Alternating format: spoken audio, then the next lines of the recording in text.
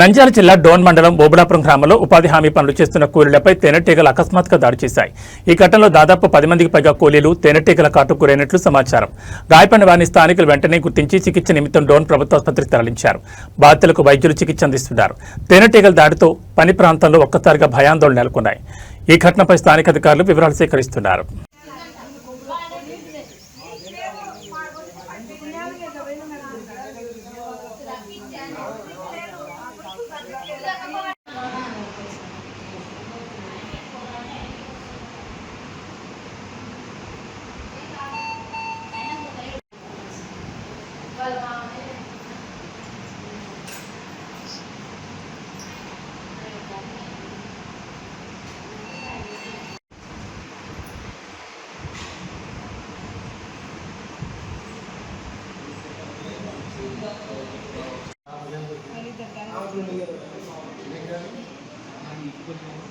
ఈ ఎపిసోడ్ వాడికే ముందు వాడు